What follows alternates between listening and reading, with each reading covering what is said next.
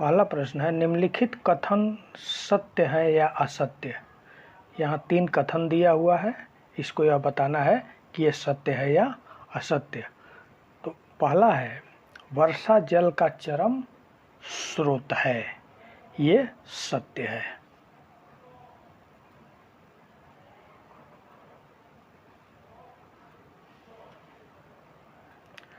नदियों का जल खेतों में सिंचाई का एकमात्र साधन है, यह असत्य है। नदियों के अतिरिक्त अन्य भी साधन उपयोग किए जाते हैं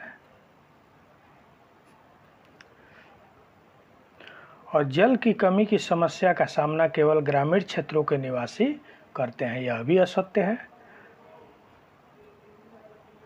ग्रामीण व शहरी दोनों जगह के लोगों को जल की कमी का सामना करना पड़ रहा है।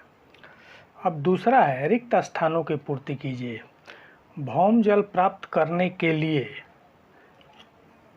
खाली स्थान तथा खाली स्थान का उपयोग, तो इसमें हो जाएगा कुआं और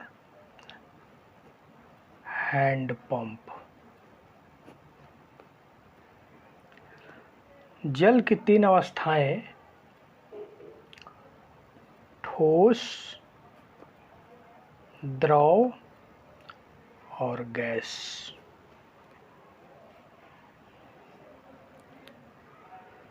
भूमि की जल धारण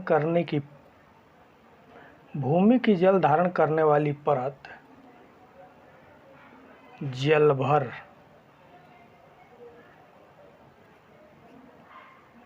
कहलाती है। वन से हमें औषधीय पौधे और इमारती लकड़ियाँ का लाभ होता है। वन में छायवान पत्तियां और जंतु मिट्टी को समृद्ध करते हैं और सूक्ष्म जीवों द्वारा मृत पादपों पर क्रिया से ह्यूमस बनता है।